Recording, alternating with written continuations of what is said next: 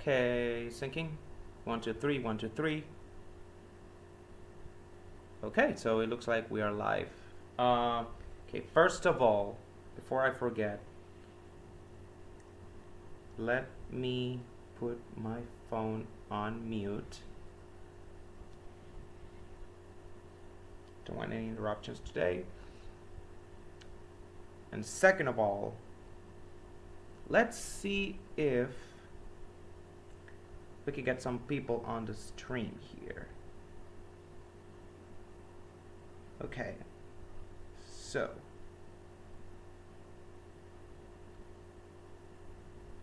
see here. Let's get the word out.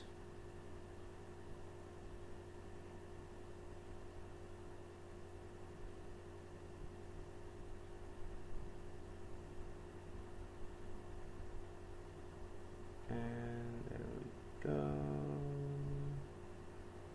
We're live on YouTube. Let's talk about SVG. Okay, post it on Instagram and post it on Twitter. Okay, let's do this. Okay, so yesterday was a pretty interesting day. We had a doubleheader with trucks and Xfinity. But it's one of only 2 weekends this year that NASCAR was racing at 2 different venues, with the Truck Series and also the Cup Series race today being held at Gateway, and the Xfinity race being the standalone weekend at Portland. This is one of only 2 times this happens this year where NASCAR is racing at 2 different venues in the same weekend. The other time it's Daytona when Cup and Xfinity are at Daytona, and then the Truck Series we race in standalone at Milwaukee in August. Unfortunately for the truck race at Gateway, rain and humidity was the name of the race. Fortunately, practice and qualifying for both trucks and Cup, they were held, but as soon as the morning turned into the afternoon, it started pouring. And just when the sun started coming out and the jet dryers were hitting the track, it started pouring again. In the end, we had to wait 3 hours until the race began. And by then, the Xfinity race would already be underway as well. And let me tell you, watching 2 races at once is not fun like people say. Maybe it's just me, but having your attention split between the 2 races just takes away from both events. And also because, I will have to take notes of both races since I'm a content creator. So, because of that and the fact that I could not find a good streaming site where I could watch the truck race, I decided to watch the Xfinity race live and then re-watch the truck race when it reran tonight. So, that's what I did. I'm going to start with the truck race first because that's the race that technically was supposed to...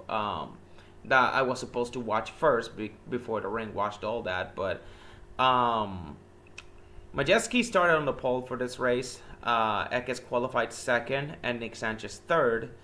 Then Dean Thompson leading the way for Tricon. He qualified fourth with Tanner Gray fifth. Stuart Friesen sixth, who missed some time in practice due to failing inspection twice. He was still able to qualify though, and he didn't have to go to the rear.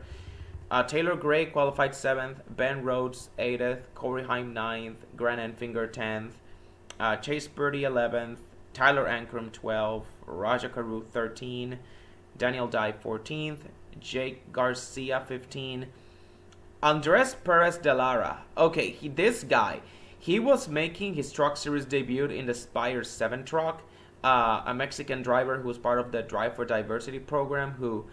he competed full-time in ARCA last year, and also he's competing this year, so this is like his second full season in ARCA.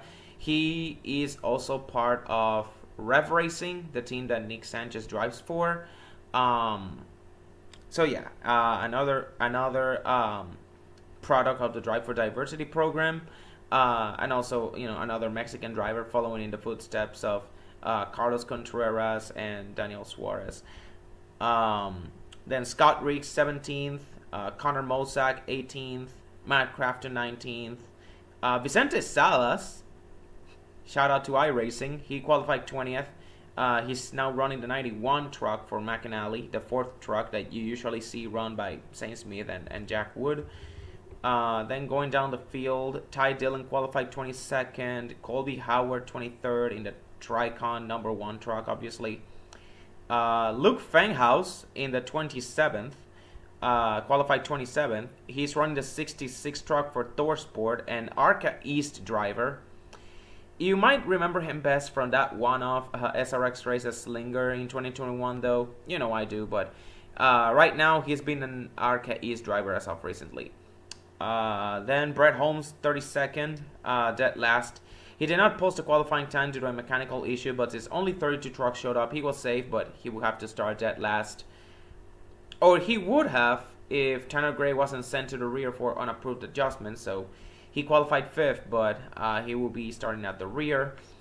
So the race begins, and we go to stage 1. Ty Majeski pulls ahead to lead the first couple of laps, with Ekes 2nd and Sanchez 3rd. There was an early caution on lap 11 with Luke Fanghaus. He tried to take a 3 wide on Bailey Curry and Lawless Allen. He went full send in turn 1, but he went over the rumble strips and spun out. The front runner stayed out on this caution, while some of the guys towards the back, they pitted. Tanner Gray, Mozak, Colby Howard, Bailey Curry, Brett Holmes, and a few others. They all took fuel only, but Tanner, Connor Mozak, and Colby Howard, they took 4 tires.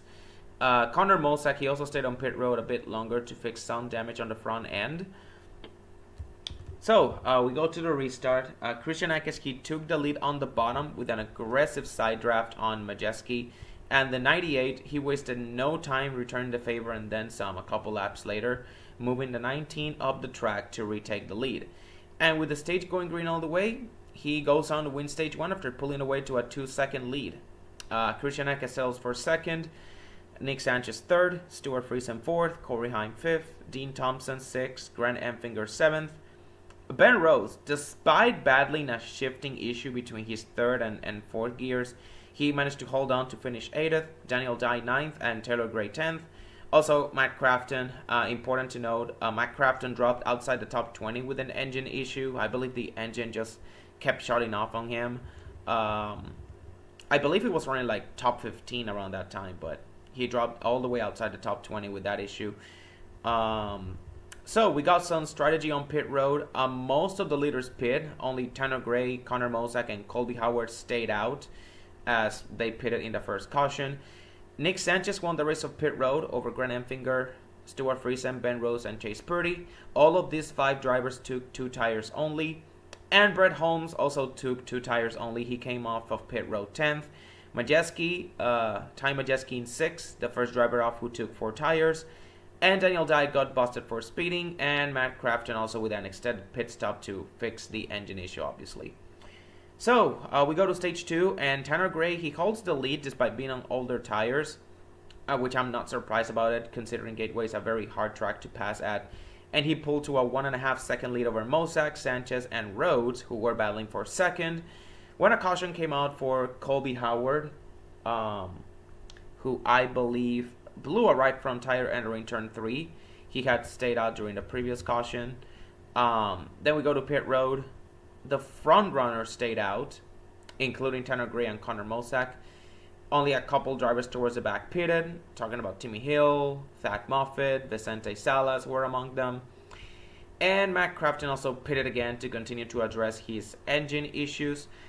And then we lined them up for the next restart. And on this next restart, Sanchez pulls even with Tanner Gray down the backstretch. But they make contact. Sanchez is unable to complete the pass. And this also allows Ben Rhodes to just send it through the middle and take the lead away from both of them. And I gotta say, that was awesome. That was, in my opinion, the move of the race, since he came out of nowhere and just split them down the middle 3 wide. And he held the lead, talking about Ben Rhodes, he held the lead for the next couple of laps until 5 to go in the stage when Majeski surged ahead with those 4 fresh tires, and he retook the lead and he went on to sweep the stages. With Christian Ekes 2nd and Nick Sanchez 3rd, also getting by Ben Rhodes, so Ben Rhodes had to settle for 4th in the stage, which is still a good finish, as since he's on the bubble, he's in desperate need of those stage points. Corey Heim finished 5th, Tanner Gray 7th, Taylor Gray 8th, Chase Purdy 9th, and Ty Dillon 10th. So we go to pit road this time. No one stays out. Everyone pits, so they are now reset in the same strategy. Tyler Ankrum and Daniel Dye, they come off pit road 1-2, both of them taking 2 tires only. Corey Heim in third is the first guy off pit road with 4 fresh tires. Majeski drops to 5th, and Christian Eckes drops to 11th. We go to stage 3, and as soon as the green flag drops, it's Heim time. Corey Heim, he easily cleared past the guys on 2 tires and takes the lead, with Majeski not far behind in second, about 0.5 seconds away. But as the green flag round goes on, the 11 car starts showing his muscle, pulling away to a 1.5 second lead.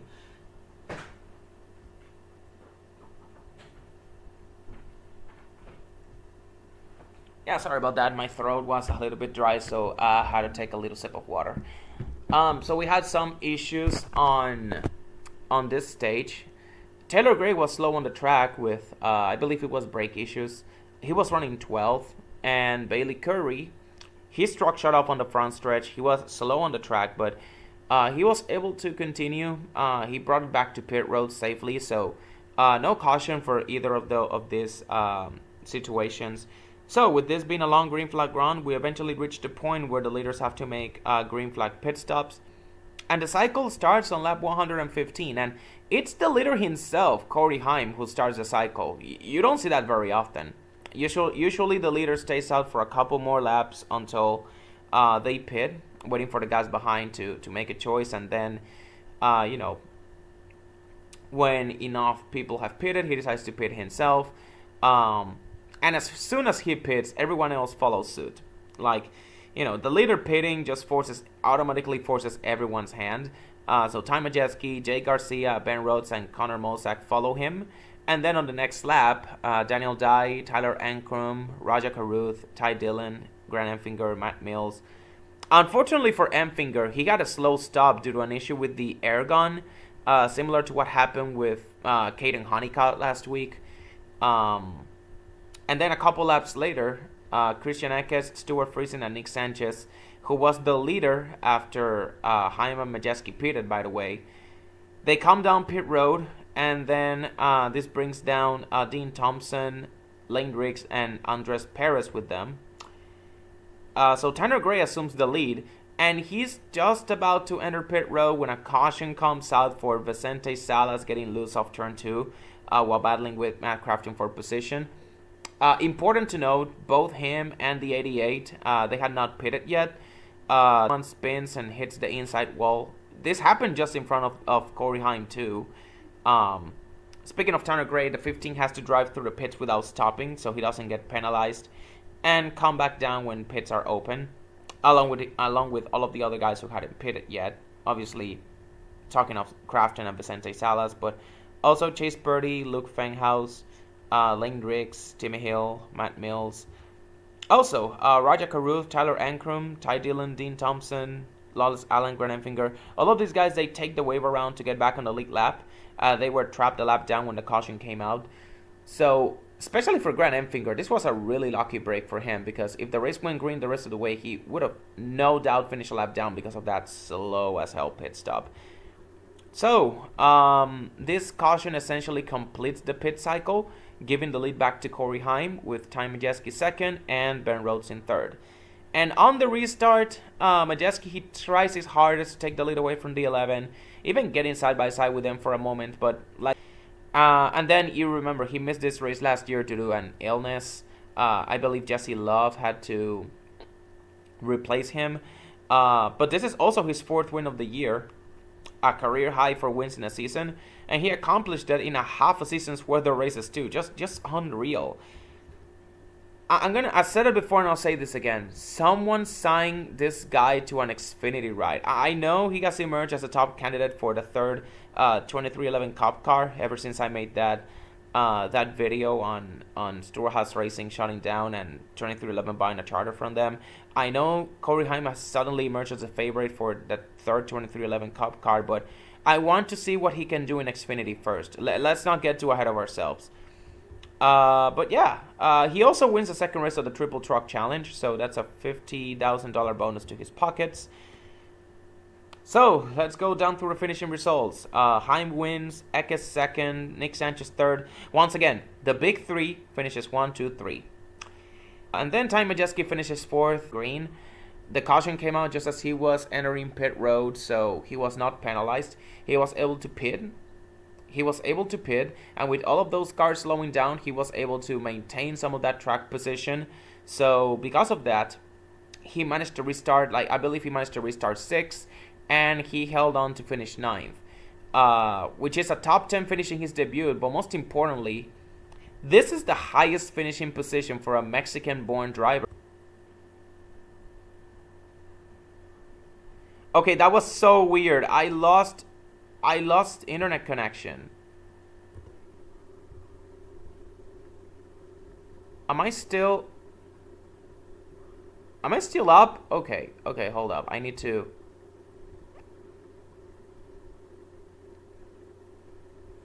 Oh my gosh, don't tell me the stream went down.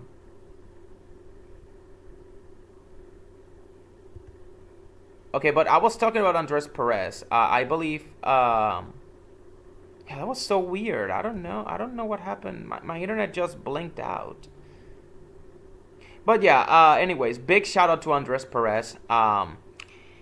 Highest finishing position for a Mexican driver in his first Truck Series start. The previous record holder was Carlos Contreras, who finished 14th. I believe, I don't know the exact year. This was back, I believe this was like back in the late 90s, early 2000s. But yeah, top 10 finishing his debut, and which is the first for a Mexican-born driver, which is awesome. Also, Luke Fanghaus finished 10th after battling back from an early spin, so shout out to him too. Tanner Gray finished 11th. Daniel Dye finished 12th. Ty Dillon 13th. Dean Thompson 14th. Tyler Ankrum 15th. Raja Karouf 16th. Grant Enfinger 17th. Again, that slow stop screwed him out of a top 10 finish. He still managed to finish on the lead lap though. But yeah, that could have been a top 10 that for the defending race winner. By the way, he won this race last year. But yeah, that slow stop, that air gun issue really screwed him out. Timmy Hill 18th, Lawless Allen 19th, and Matt Crafton finishes 20th after struggling with engine issues all race long. Then there's Connor Mosak in 22nd, Jake Garcia 24th, Vicente Salas 25th, Thad Moffitt 28th, Bailey Curry 29th, and Taylor Gray 30th. Taylor Gray, I believe he finished several laps down due to a brake issue. Yeah, he did because he had to pit on the green during stage 3.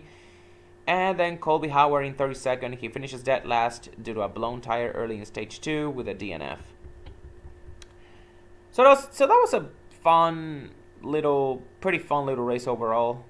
You know, for a track that was pretty hard to pass, we saw a fair amount of passing today, especially with all of the different strategies throughout the first 2 stages. The tires actually mattered, especially in the long run, which, you know, gives me a little bit of hope for the Cup race, but if we're being honest, not that much. But yeah, this truck race, I was pleasantly surprised with this truck race. The Truck Series, they have been keeping it pretty clean overall, considering how the season started with that wreck fest that we had at Daytona. I'm honestly pretty surprised that we've had a clean slate, a little bit of a clean slate of races when it comes to the Truck Series lately. Hopefully we finish the season that way. Hopefully the second half of the race goes just as smoothly. I know this little, mid-season stretch is over now. We had like 5 straight weeks of Truck Series action, and now we're going to have a couple of weeks break before they return to Nashville towards the end of the month. So because of that, my only hope is that the second half of the Truck Series goes just as smooth as the first one. They just pick up where they left off and we don't see any wreckfests. So, now with the Truck Series out of the way, we're going to go to the race that I actually watched live, which was the Xfinity race at Portland. Because while the trucks, they were busy waiting the rain out at Gateway, The Xfinity guys were making their one-off trip to the Pacific Northwest to Portland, where thankfully rain was not a concern. Over there, Sam Mayer, he started on the pole for that race. The new, one of the new revelations in road courses, or one of the few road course aces. I wouldn't say Sam Mayer is a road course ace, but he has definitely emerged as someone who could actually do something, be a threat to compete against the Allmendingers and Shane Bangisbergens of the world, along with, Cole Custer, Sheldon Creed as well, Allgaier. When Colleague announced their lineup, that Allmendinger and SVG will be teammates, I really thought that they will be, that they would dominate. A lot of people joke that they will win every single road course race between the two of them. Obviously, I thought that wasn't going to be true, but because, Allgaier exists, also Sheldon Creed, Cole Custer, and especially Sam Mayer, who basically he won his first 3 career wins came on road courses. So it's not really surprising for Sam Mayer to be on the pole for this race. Speaking of SVG, he started right beside him in second. Riley Herbst third, Cole Custer fourth. With Stuart Haas Racing shutting down, those guys are actually, their Xfinity guys are actually, making things happen and making the most out of these final starts with SHR, unlike their Cup guys. But that's a story for another video. Then Justin Allgaier qualified 5th, Sheldon Creed 6th, Parker Kligerman 7th, Josh Bilicki 8th. Yeah, speaking of Josh Bilicki, he's running the 19 car for Joe Gibbs Racing. This is the first ever opportunity he has on a competitive car, and he goes out and qualifies top 10 to start the weekend. Like, great job for him. Then Sammy Smith 9th, AJ Allmendinger 10th. He crashed in qualifying. I believe it was during his cooldown lap in qualifying that he crashed, and he got to go to a backup car. And then Chandler Smith in 11th, Jesse Love in 12th, Ryan Truex in 13th in the 20 car. Sage Karam 14th. He's running the 26 for Sam Hunt Racing. Parker Retzlaff in 15th. Jeb Burton 16th. Ed Jones 17th. He's running the second Sam Hunt Racing car, the 24, for the second time this season. If you don't know who Ed Jones is, by the way, he is a former IndyCar driver. I believe he finished 3rd in the Indy 500. I believe it was in 2017, but yeah, he is a former IndyCar driver. Kind of like Sage Karam. Then Austin Hill 18th, who, by the way, Austin Hill, he did get penalized for his incident with Cole Custer. He got fined $25,000 and 25 points. A lot of people disagree with the penalty, but again, considering Xfinity drivers make less money than Cup drivers, and also considering that this goes right with the precedent they had set with Gragson at Road America in 2022, this was an alright penalty. This goes right with the precedent. Again, if you wanted Austin Hill to be suspended, you just don't know how NASCAR penalties work.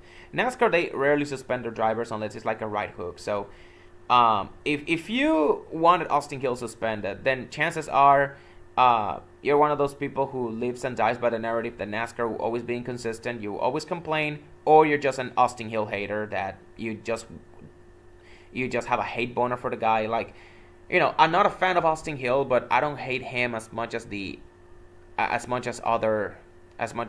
of the other NASCAR fan base does. At the very least, unreasonable, And this is a pretty reasonable penalty, like 25 points, $25,000.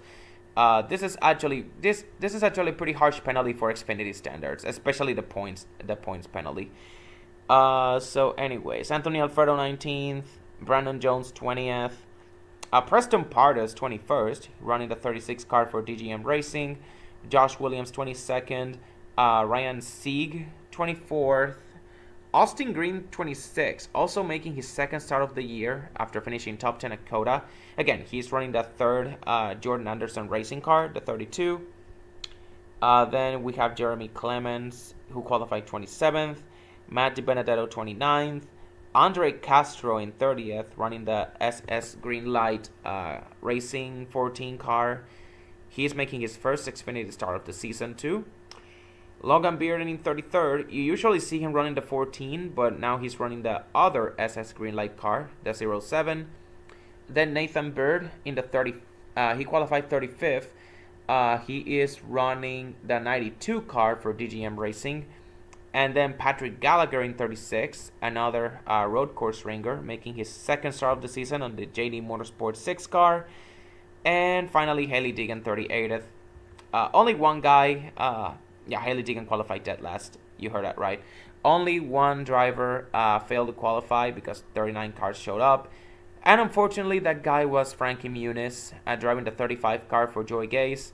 After blowing an engine just 2 laps into practice. He just completed 2 practice laps and his engine just blew up.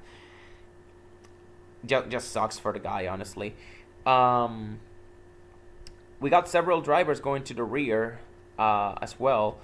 Of course, Allmendinger, due to a backup car, he had to go to the rear. And now this is pretty interesting because with Sonoma being next week, the backup car for that Allmendinger is running was a primary car that they were gonna run for Sonoma. Like that was gonna be like a different sponsor too, with a different sponsor and all that too. So it's gonna be pretty interesting how they go about that Sonoma race, because no doubt that 16 car is gonna get banged up throughout the race, especially with Allmendinger having to charge his way back from the rear.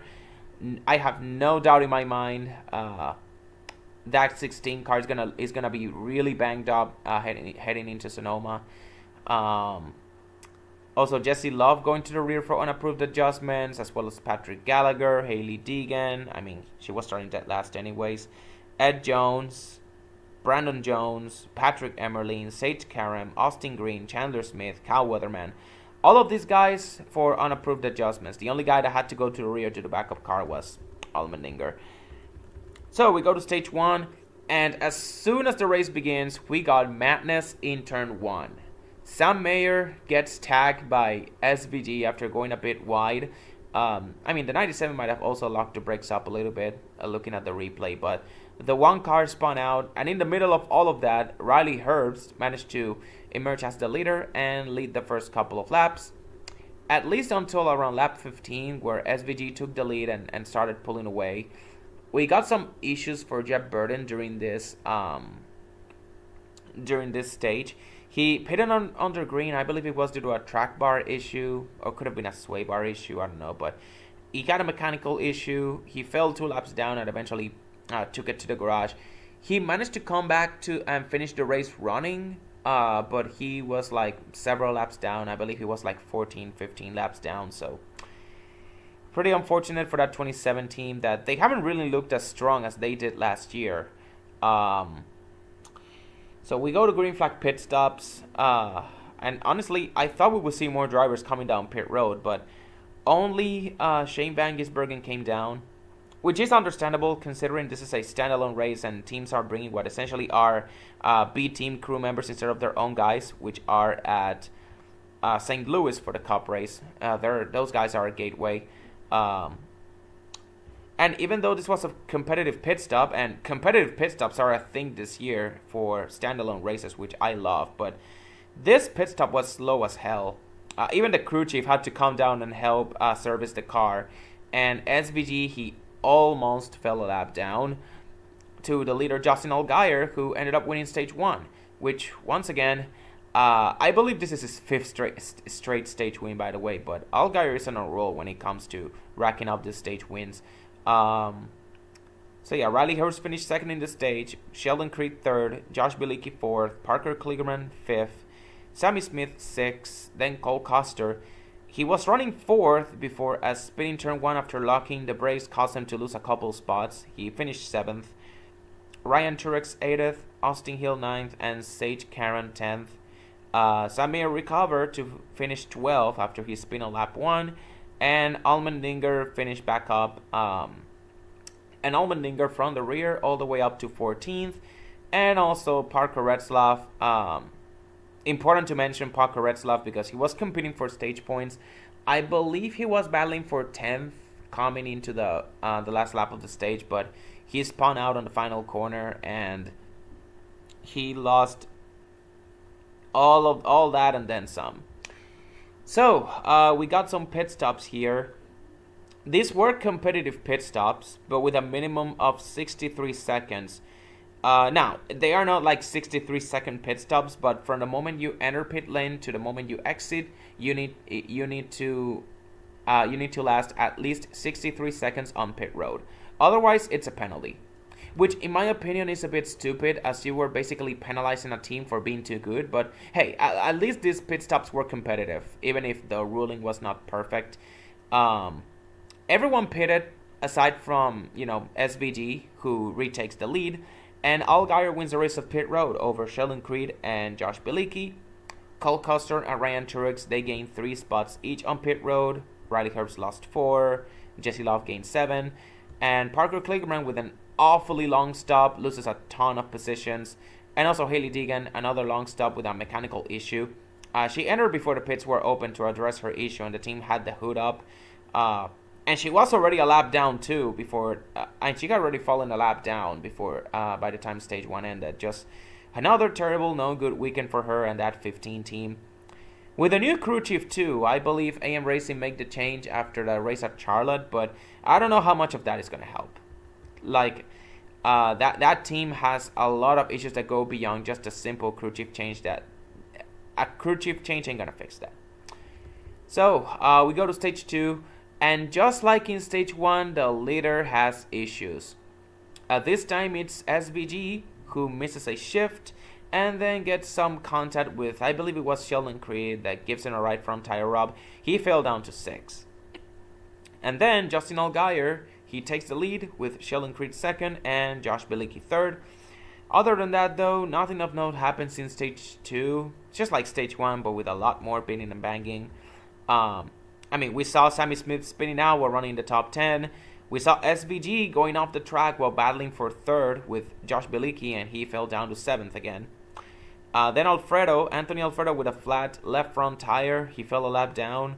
And then later in the stage, Ryan Sieg and Parker Kligerman, they spun on the same spot that SVG went off the track, probably because of all the dirt that was kicked up at that section of the track. Kligerman was running top 10 too, and he's one of the drivers that is on the playoff bubble too, so he definitely needed those stage points. But anyways, while all this was happening, AJ Allmendinger and Sam Mayer, they started moving up, making their way back into the top 10, but no one is a match for Justin Allgaier, who for the 3rd straight race sweeps the stages. This is his 10th stage win of the season too. As the caution comes out for Matt DiBenedetto, stalled out on the track, so stage 2 ends under yellow. Allgaier wins the stage, or rather, he sweeps the stages. Sheldon Creed 2nd, Josh Bilicki 3rd, Cole Custer 4th, Shane Van Gisbergen 5th, then Chandler Smith, Riley Herbst, Sage Karam, Sam Mayer, and Ed Jones complete the top 10 for stage points. Again, no one pitted under green, instead deciding to do so under caution and not, risk falling a lap down because of that dumb 63-second rule. Speaking of Allmendinger, he finished 12th in the stage. It looked like he had some stage points on lock before his car. I don't know if he got loose. I know his car slid. I saw his car slipping and sliding quite a little bit, but it looked like in some of that set of corners he was slowing down. I thought his car was gonna shut off. It was a little bit weird, but he finished 12th. He didn't score any stage points at all, which was just a bit alarming. So then we go to pit road. Everyone pits once again, since no one did so under green. Justin Allgaier wins the race of pit road over Sheldon Creed and Josh Bilicki. Ryan Truex goes up to 5th. SVG drops to 10th. And Cole Custer drops to 28th with a tire issue, dropping all the way down from the top 5. So we go to stage 3, and once again, it's another wild restart. Sage Karam gets into Josh Bilicki, spinning him out. Riley Herbst goes off track. Jesse Love with ball, and he also has to pit.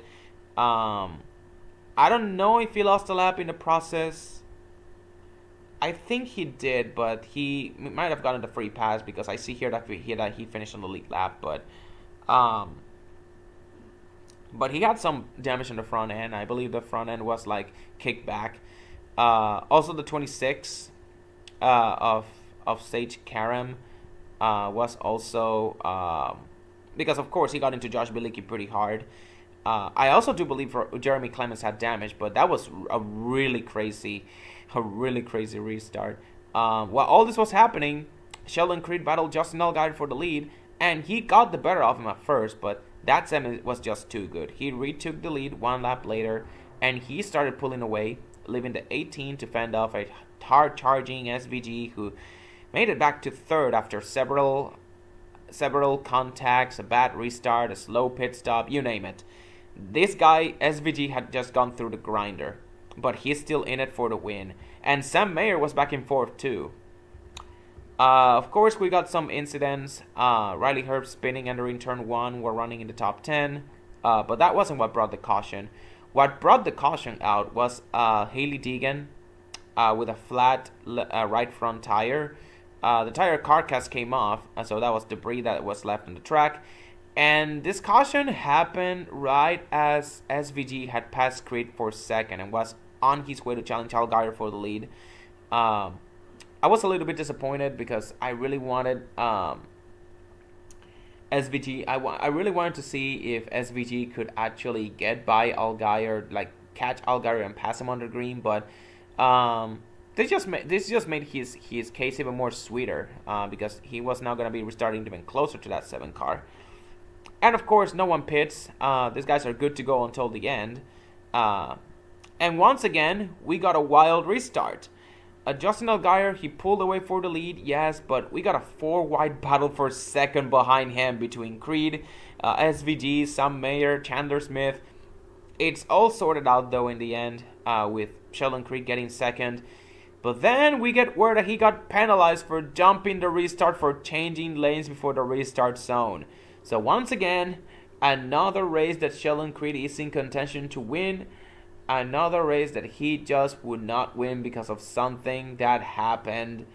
Either something out of his control or self-inflicted. In this case, it was self-inflicted, of course, but still. The Sheldon Creed curse continues. And behind them, a caution comes out for a big crash between Kyle Sieg, Ryan Ellis, Brennan Poole, Blaine Perkins, Andre Castro, Brandon Jones. I do believe Chandler Smith was in it too. No, actually no. Chandler Smith, he blew an engine from prior damage. I saw the front end smashed in a little bit. And of course, Fox, they never gave us a good angle of what happened to Chandler Smith, which really upset me. But as for the incident in question, it started with, I believe it was Brennan Poole hooking Blaine Perkins into traffic, coming into the final corner that sparked the carnage. There were at least like 7 or 8 cars involved in this wreck. And also Josh Bilicki also had damage, but that was from a separate incident because that incident happened way behind him. He was running in the top 10, but unfortunately because of that damage, he got to pit. So we go. This takes us to another restart. It's now 5 laps to go, and this time SVG, he gets the lead from Allgaier with a beautiful crossover move, what you usually see in the V8 supercars. And Allgaier, he tries to fight back, but he's just not enough. All he can do is hold off Sam Mayer until Mayer, he hits the wall of the final turn and gets a flat left rear tire coming to the start-finish line. Thankfully, the carcass doesn't come off, so no caution. And not even a Ryan Truex spin brings the caution out either. So Allgaier doesn't have to worry about any guys behind him, but by the time that Allgaier has cleared himself ahead of everyone else for a second, he just cannot catch. SVG has also cleared himself ahead of him, and he holds Allgaier off and wins his first Xfinity race in just his 13th career start. He locks himself into the playoffs with that win too, obviously, but the best part was his celebration. This guy did a sideways burnout all around the track. He was drifting. Like, I had never seen someone celebrate like that before in NASCAR. Of course, this is usual. This is how you usually celebrate in the V8 supercars, but Hawks decides to go side by side and put commercials on it. Like, seriously, I cannot wait. We got only After this week, there's just one more week until this bullshit finally ends. At least for Cup and Xfinity. Truck Series, they still had Fox all season long, but for Cup Series and Xfinity Series, we only got one more week until this bullshit ends. Thank goodness. After that, once NBC takes over, we're gonna see the quality increase, the quality in the production and the broadcast increase. So, looking at the finishing results for this race, Shane Van Gisbergen wins, which, by the way, is the first win for Colleague Racing this season. And it comes at the hands of a driver that is not even part of their team, because Shane Van Gisbergen, he is a Trackhouse driver. He's just running the season with Colleague, but he's actually a Trackhouse driver. So Colleague Racing wins. Their first win of 2024 comes at the hands of a driver that is not even an in-house driver for them, not like an Allmendinger or a Josh Williams or a Daniel Hemrick. No, it comes at the hands of a driver that they have on loan. Go figure. But still, a win is a win, and I am so happy for SVG. Hopefully this means that Allmendinger wins at Sonoma, but I don't know, considering that his car was pretty banged up after this race. Allgaier finished second. For the second straight race at Portland, he finished second. And also for the second straight race this season too, he dominated the race, only to come up short once again. Again, a lot of seconds when it comes to Allgaier. Sammy Smith third, back-to-back top 5 finishes for him. Much needed, because he was just in danger of falling below the cut line. I believe these two great results put him above the cut line. Allmendinger fourth after starting from the rear. Great job for him. Ed Jones fifth. Great top 5 round for him and that Sam Hunt Racing team. Cole Custer sixth. Great bounce back from him after that terrible pit stop at the end of stage 2. Josh Williams seventh. I believe he also has back-to-back top 10s for him, because he also finished top 10 at Charlotte. So great job for Josh Williams, starting to slowly but surely turn his season around. Parker Kligerman 8th. I know he also rebounded from a slow stop, so great job for Kligerman. Parker Retzlaff 9th. Riley Herbst 10th. Austin Hill 11th. Pretty quiet day for him. Josh Bilicki 12th. Regardless of the way it ended, it was a great race for Josh Bilicki. He showed what he could do on a good car. If it wasn't for all of the incidents that plagued him in stage 3 with all of the contacts and getting spun out by Sage Karam on a restart, he could have finished top 5. For sure, he would have finished top 5. Sheldon Creed 13th after that restart violation. All he can get out of is a 13th place finish. Ouch.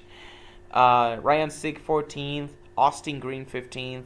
Brennan Poole 16th. Ryan Ellis 17th. Kyle Sieg 18th. Jesse Love 19th. And Blaine Perkins 20th. Then Nathan Bird 21st. Andre Castro 23rd. Patrick Gallagher 24th. Ryan Truex 27th. Sam Mayer 28th. Yeah, Ryan Truex 27th after the spin. I believe it was with 2 to go. I believe he spun out. And Sam Mayer with 28th due to the flat tire that he got on the final green flag run. Then Logan Bearden 29th. Matt Benedetto 31st. Then Anthony Alfredo 32nd due to that flat tire that he got. I believe it was in stage 2. But yeah, this and the fact that SVG won, this and also him getting a bad finish, this means that he's now below the cut line, just like that, and by a pretty sizable margin too, because I believe he entered this race like 2 points above the cut line. He's gonna leave Portland, I believe, almost 30 points below, which just goes to show how one bad race can just turn the entire playoff picture upside down for you. Haley Deegan 33rd, Sage Karam 34th, because of that damage that he got after spinning Bilicki out. Then Chandler Smith 35th, Brandon Jones 36th, Jeff Burton 37th. Again, multiple laps down after spending time in the garage due to that track bar issue. And Preston Pardus 38th.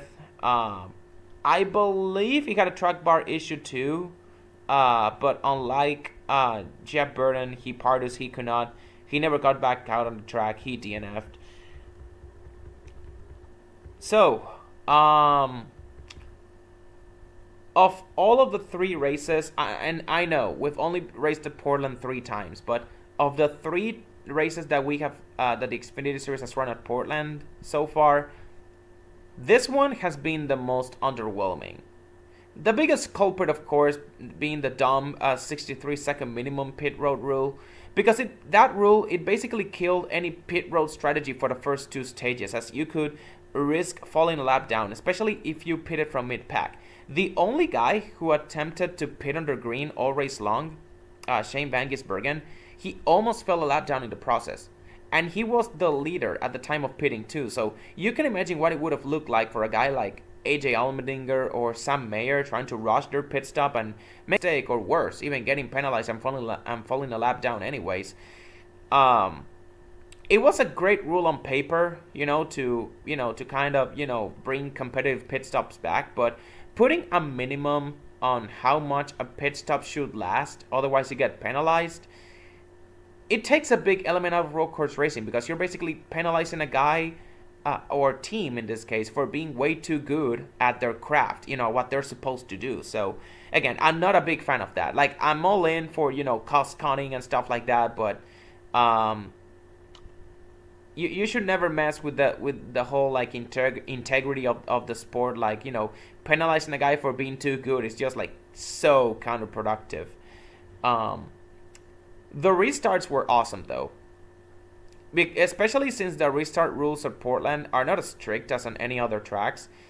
On this track, and I believe this is unique to Portland, once you cross the restart zone, you can do whatever you want. Pass before the start finish line, change lanes, and you don't get penalized. If you do get penalized, however, if you change lanes before the restart zone, which is what we saw with Sheldon Creed, that he moved half a lane before the restart zone. Like, yeah, he was penalized because of that. I saw someone on Twitter say that Portland is like the short track of road courses, also making the analogy that Watkins Glen would be like the super speedway of road courses. And I honestly could not agree more, because Portland is the most out of control, close quarters racing track we got among all road courses. I mean, we saw it last year. Last year's race was pure madness. And I have also seen some people say that they want a cup race here at Portland. Of course, the biggest argument being that they need something at the Pacific Northwest. They want to see a race at the Pacific Northwest. And I agree to an extent, but I don't know, especially considering that this Gen 7 car is pretty bad at road courses. I don't want to see the cup cars at Portland. I don't want to see the cup cars race at Portland until NASCAR they fixed their road course car. But yeah, that was a pretty nice little doubleheader there. Of course, the biggest takeaway is that SVG celebration, also him kicking that rugby ball. I believe this goes right in hand with the tradition of trackhouse drivers and their victory celebrations. You got Ross Chastain smashing a watermelon. You got Daniel Suarez smashing a piñata. And then you got Shane Van Gisbergen just signing a rugby ball and then kicking it into the stands for a fan to grab it. I believe it was a kid who grabbed it, and it will make for a nice little souvenir. But yeah, nice little tradition that they got with the trackhouse drivers, with celebrating with victory props, as I like to call them. And this makes me, and this brings the question: what will Saint Smith do once he wins a NASCAR race? It can be either a cup race, Xfinity race, or truck race, because Saint Smith is also a trackhouse driver, so he definitely has to. He definitely has to think of a prop to bring over and celebrate with, because Chastain has the watermelon, SVG has the rugby ball, Suarez has the piñata. What would be a great prop for Zane Smith to celebrate with once he wins a race with Trackhouse, if he ever does? Again, I'm getting too ahead of myself, but yeah, I guess I'm just gonna leave this here and see what happens during today's Cup race at Gateway.